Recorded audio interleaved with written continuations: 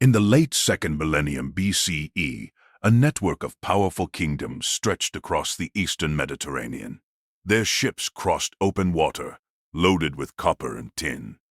Their diplomats exchanged letters, written in careful script on clay tablets. Their kings married into foreign courts to secure peace. For centuries, this interconnected world held together through trade, alliances, and carefully balanced rivalries. Then, within the span of a few decades, it began to unravel. Palaces burned. Trade routes vanished. Once great cities were abandoned.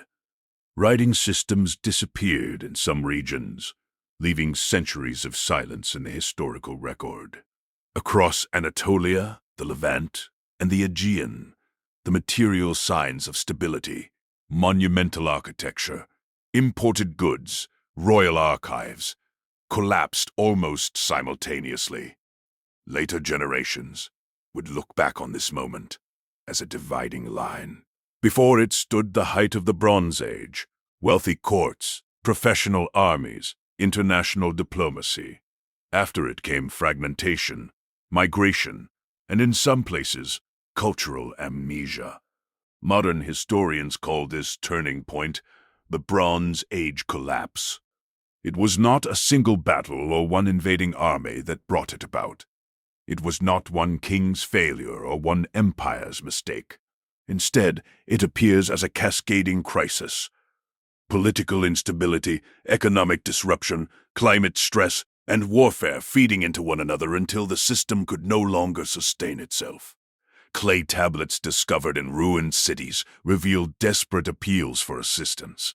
Grain shipments failed to arrive, borders were threatened. Allies could not respond in time. Inscriptions carved in stone speak of foreign raiders arriving by land and sea. Archaeology shows widespread destruction layers dated to roughly the same period. The collapse was not uniform. Some regions adapted and survived. Others disappeared entirely. But together, the evidence suggests a profound systemic breakdown across much of the eastern Mediterranean, around 1200 BCE. What caused such a widespread unraveling? How could societies that had flourished for centuries fall so quickly? And why does this ancient crisis continue to resonate in modern discussions of interconnected economies and fragile systems? The answers lie buried in ruins, preserved in fragments of correspondence, and reconstructed from the careful work of historians and archaeologists. The Bronze Age collapse was not simply the end of an era. It was a transformation, one that reshaped the political and cultural landscape of the ancient world and set the stage for everything that followed.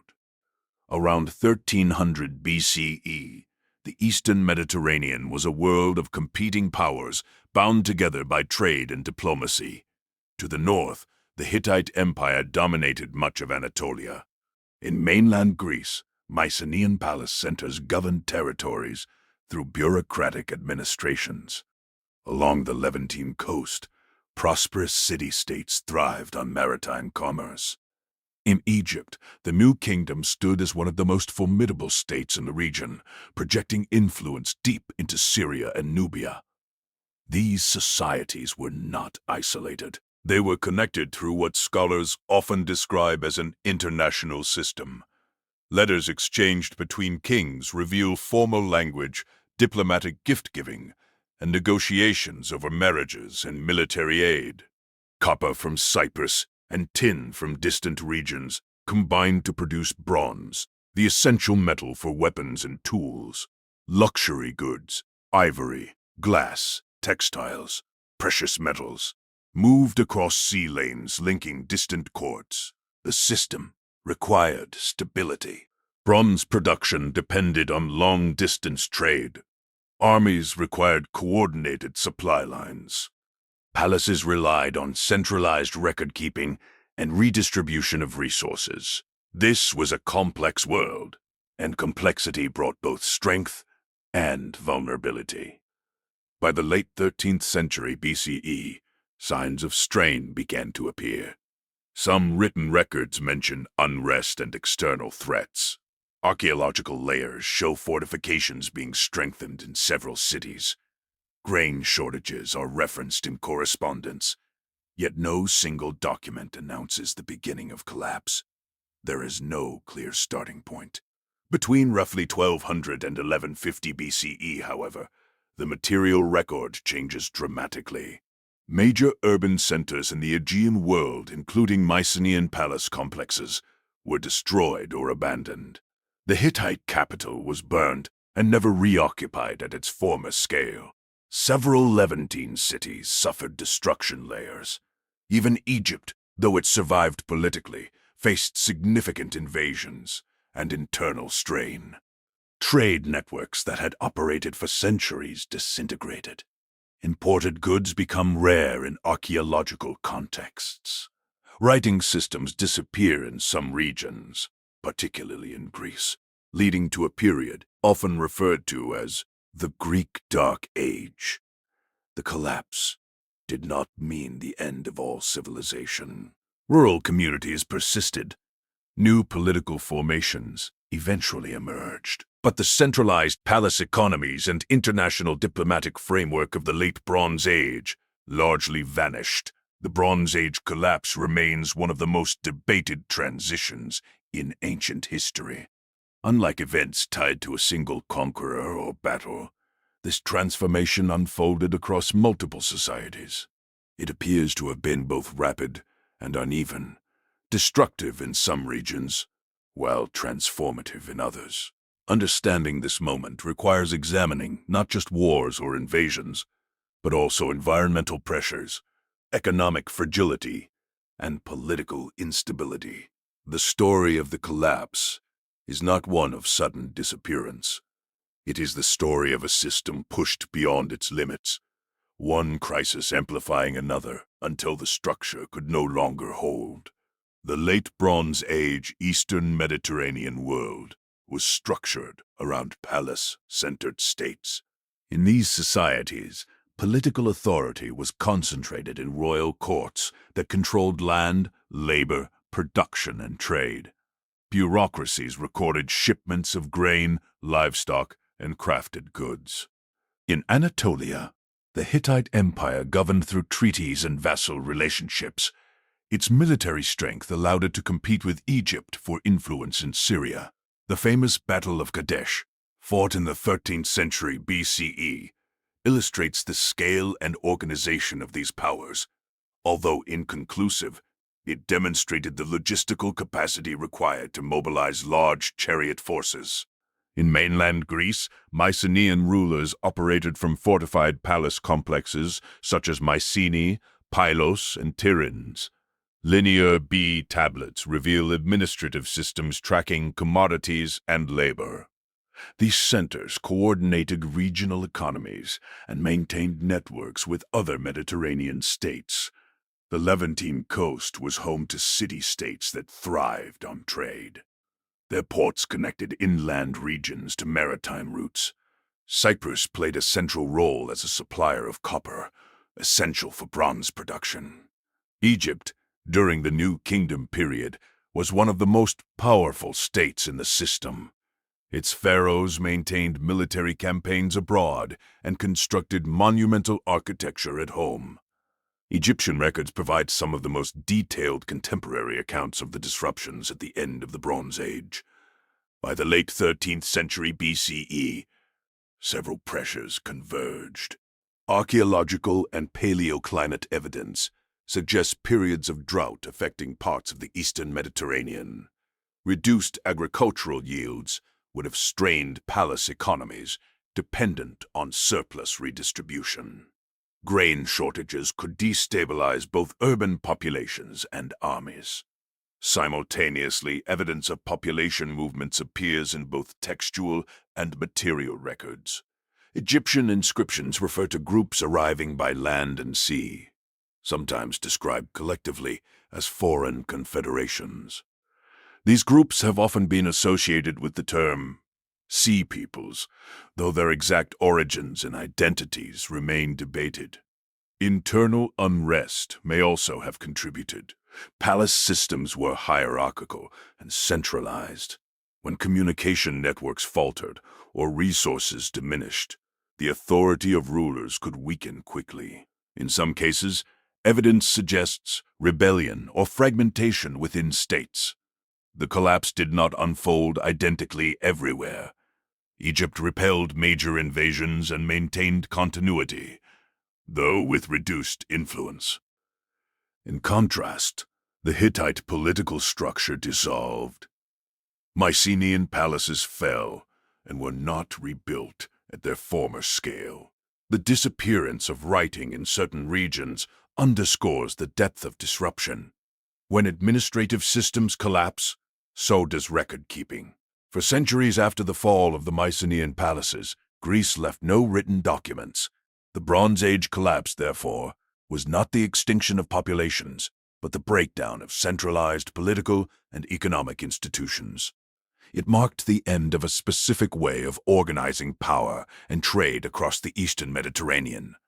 The Eastern Mediterranean is a region defined by varied geography. Mountain ranges divide inland plateaus from coastal plains.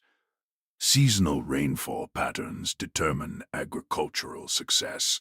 Long, dry summers make irrigation and grain storage essential for urban populations.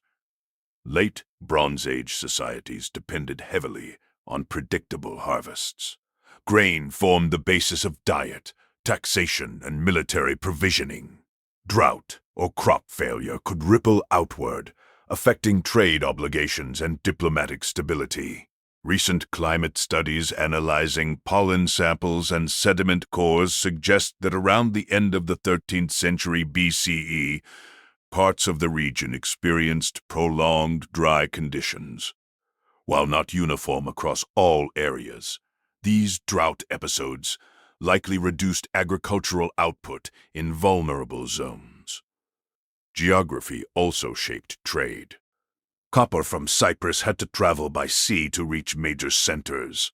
Tin, rarer and often sourced from distant regions, required extended trade routes. Disruption at any point, whether by piracy, warfare, or political fragmentation, could halt bronze production. Fortified cities became more common in the decades before the collapse. Archaeological evidence indicates expanded defensive walls at some sites. This suggests awareness of increasing insecurity. Yet fortifications alone could not compensate for systemic instability. The political landscape was equally complex. Alliances were formalized through treaties. Vassal states paid tribute to stronger empires. When a dominant power weakened, dependent regions could break away or face invasion from rivals. Maritime mobility played a crucial role. Groups capable of coordinated sea travel could strike coastal settlements and disrupt trade. Egyptian reliefs depict naval engagements against invading forces. While these accounts are shaped by royal propaganda, they confirm that seaborne conflict formed part of the crisis. The interconnected nature of the system meant that local disturbances could cascade. A drought in one area might reduce surplus grain exports. A failed harvest could weaken a military garrison. A weakened garrison might invite external attack. Each stressor compounded others. By the early 12th century BCE, the cumulative effect of these pressures transformed the landscape. Some urban centers were permanently abandoned. In other areas, smaller settlements replaced palace complexes. Trade shifted from centralized royal exchange to more localized networks. The environmental and political setting did not create collapse on their own, but they formed the conditions under which fragility increased. When multiple pressures aligned, climate variability, migration, warfare, and internal unrest, the system's resilience diminished. The Bronze Age world had thrived on interdependence. Its geography facilitated exchange, but also ensured vulnerability. When stability faltered, distance and terrain slowed coordinated responses. What had once been a strength became a liability. By the mid-12th century BCE, The political map of the eastern Mediterranean had changed. The Hittite capital lay in ruins. Mycenaean palace centers stood silent. Trade networks that once spanned hundreds of miles had contracted or vanished, yet life continued. Farmers tilled fields. Craftspeople adapted to new realities. In some regions, new cultures emerged from the remnants of the old.